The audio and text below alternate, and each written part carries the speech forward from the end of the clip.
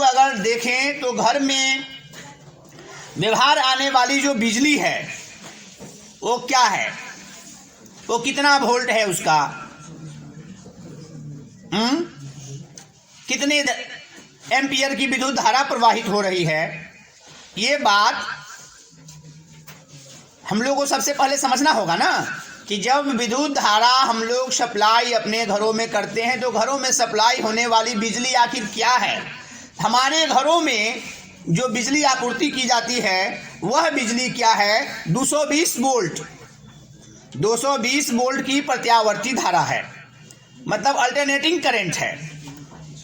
ये हमारे घरों में जो बिजली सप्लाई की जाती है ये डीसी करंट नहीं है। कौन सा करंट है? हाँ, एसी करंट, अल्टरनेटिंग धारा है, 220 वोल्ट होती है और जिसकी ध्रुवता प्रत्येक सेकेंड में 100 बार परिवर्तित होती है, अर्थात इसकी आवृत्ति 50 Hz, हाँ 50 Hz की आवृत्ति है। 100 बार 50 उधर 50 इधर 50 Hz हुआ ना इसकी आवृत्ति।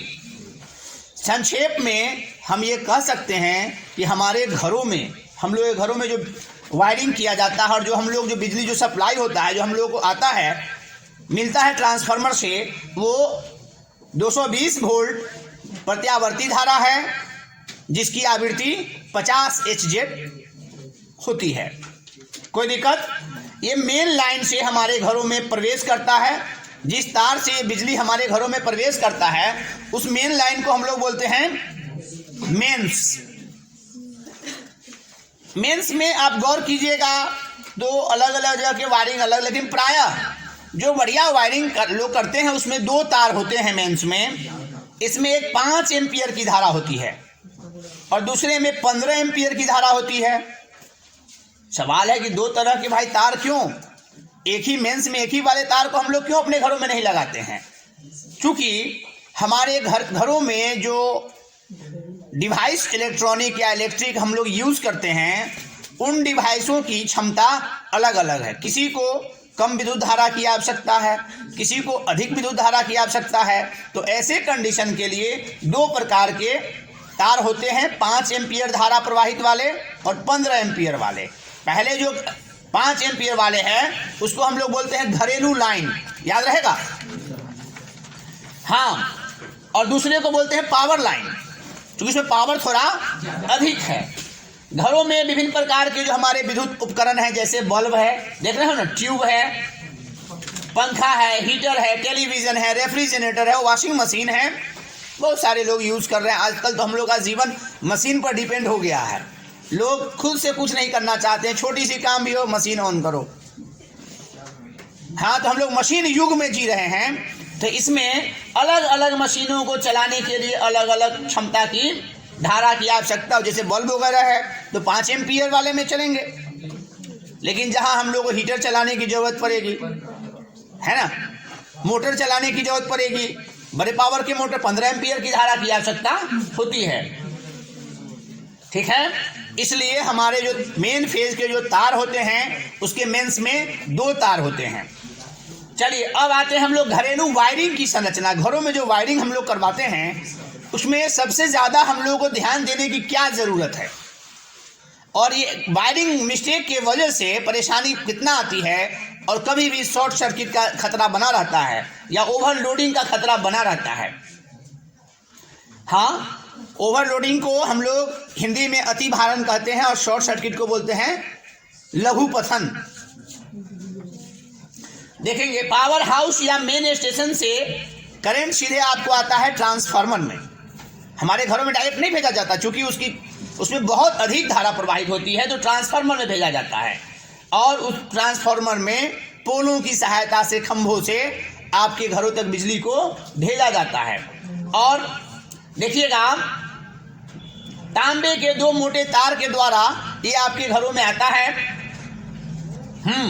इसमें जो लाल रंग के जो तार होते हैं, तारों पर विद्युत रोधी परत लगा रहता है। तार आप एक मोटा तार से लाते हैं, उस तार को अगर कट कीजिएगा तो उसमें 2 तार दिखेंगे, है ना। एक आपको लाल रंग के होंगे और दूसरा काले रंग का होगा। देखिए ना, काला और लाल। लाल वाले जो तार है उसमें करंट है, काले वाले तार में करंट नहीं है, वो उदासीन तार है। और लाल वाला विधुनमय तार है, मतलब उसमें करंट है। सवाल है कि ये दो तार क्यों भेजा जाता है?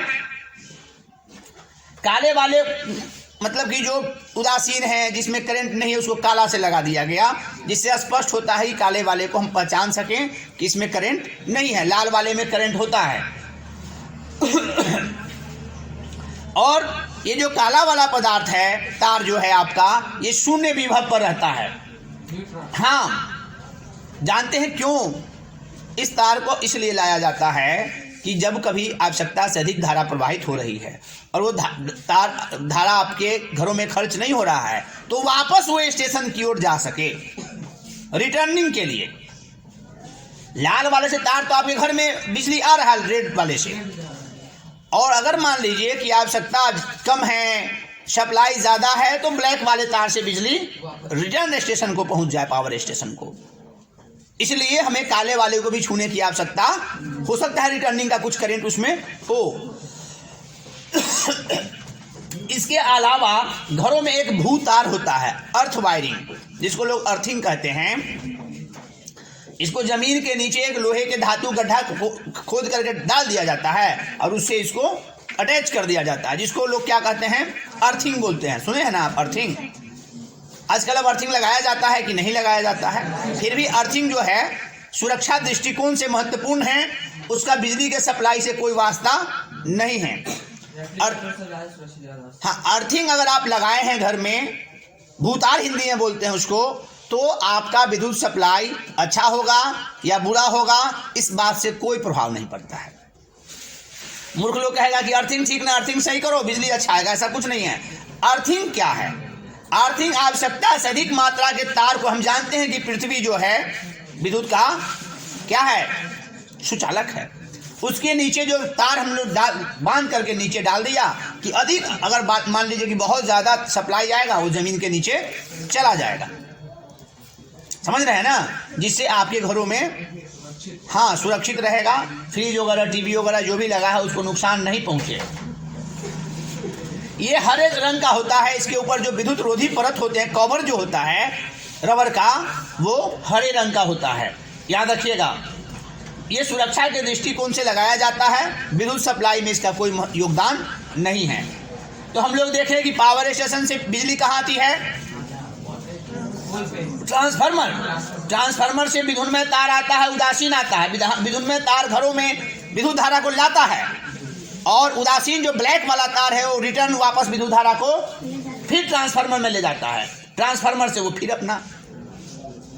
और जो भूतार है, जो आपको जमीन के नीचे हमने डाल दिया, वो क्या करता है? अतिरिक्त धारा को जमीन में हस्तांतरित कर देता है। सुरक्षा के दृष्टिकोण से लगाए जाते हैं। और सबसे जो ज़्यादा इंपॉर्टेंट चीज़, ये बात ध्यान देना है कि भूतार अगर आप घर में नहीं लगाते हैं तो भी ट्रांसफार्मर के पास भी भूतार लगाए जाते हैं। समझ में आ गई ना बात? हाँ, अगर ट्रांसफार्मर के पास भूतार लगा हुआ है, सपोज दैट अगर वो ओपन है, वायरिंग उसमें नहीं है, वो तो वायरिंग तो है, कवर नहीं है, विद्युत रोधी परत नहीं है, तो आप उसे मत छूइएगा। ये मत समझिए कि अर्थिंग है तो रिटर्निंग जो जमीन के नीचे धारा जा रही है उसको छूने पर भी आप हाँ विद्युत आघात के हो सकता है, आपको करंट के लग सकता है झटका। हाँ, तो मैंने बता ही दिया है कि 5 एम्पियर वाले उपकरण जो घर में लगाए जाते हैं उसमें किसको जोड़ेंगे? बल्ब को, हाँ ट्यूब को, पंखा को, 15 एम्पियर में हीटर को, रेफ्रिजरेटर को, इस सब को लगाएंगे। कोई परेशानी? अब जान लीजिए कि प्रत्येक परिपथ में विद्युत उपकरण विद्युन्मय तथा उदासीन तारों के बीच समांतर क्रम में जुड़े होते हैं। जो भी हम डिवाइस लगाएंगे अपने घरों में, आपको जोड़ना है, 2 तार है ना, तो दोनों में से हम कनेक्ट करेंगे, वो आपको किस रूप में कनेक्ट होगा? समांतर क्रम में तार लगाते हैं। कहीं दोनों तार आपको लगाना पड़ेगा किसी चीज को चलाने के लिए। जैसे मान लीजिए कि साउंड सिस्टम को अगर चलाया जा रहा है, तो साउंड सिस्टम को भी चलाने के लिए हमें क्या करना होगा? मान लीजिए कि ये साउंड सिस्टम से हम काम कर रहे हैं, तो हमको ये विद्युन्मय तार कहाँ लगाना चाहिए? इसमें प्लग में 2 तार होंगे, ये दोनों तार कहाँ लगेगा? बोर्ड से दो तार आ रहे हैं, ये समांतर क्रम में, इसको पैरेलल, एक दूसरे के पैरेलल, देखिए पैरेलल है, आगे पीछे नहीं है, श्रेणी क्रम में नहीं। श्रेणी क्रम और समांतर क्रम हम लोग पहले ही जान चुके हैं। समझ में आई बात? तो यही हम लोगों को समझना है कि सुरक्षा के दृष्टिकोण से ही भूतार लगाए जाते हैं, जिसका कवर हरे रंग का होता है। एक बार मैं फिर से रिमाइंड कर देता हूं कि ऑब्जेक्टिव क्वेश्चंस में ये इंपॉर्टेंट है कि विधुन्मय तार जो है वो किस रंग का होता है, परत उसका लाल। विधुन्मय तार के लाल रंग होते हैं, ये याद हम लोगों को रखना है। भूतार हरे रंग का होता है, अर्थ वायर का, और जो उदासीन जो है, न्यूट्रल वायर है, उसका काले रंग का परत पाया जाता है। ये हो गया हमारे घरेलू वायरिंग की स्ट्रक्चर की, घरों में वायरिंग किस प्रकार से होते हैं, और किसी भी विद्युत उपकरण को हम लोग जोड़ेंगे, उसमें इलेक्ट्रिक डिवाइस हो, इलेक्ट्रॉनिक डिवाइस हो, हम लोग उसे ये लाल वाले तार और काले वाले तार को हमेशा समांतर क्रम में लगा करके उसमें जोड़ते हैं। उसी के बीच में जोड़ा जाता है और धारा की सप्लाई मिलता रहता है।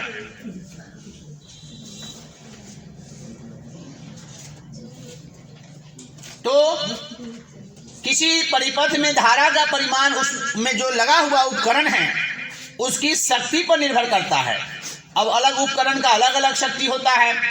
अब जानते हैं कि जो हम छोटा बल्ब लगाएंगे 6 वाट का 6 वाट, 9 वाट, 12 वाट, 100 वाट, तो उस पर डिपेंड करता है कि आपका विद्युत का खपत कितना ज्यादा होगा। जिस उपकरण की शक्ति बहुत कम है वो आपका कम धारा लेगा, जिसकी शक्ति बहुत अधिक है वो बहुत ज्यादा धारा आपको लेता है। याद हम लोगों को रखना होगा।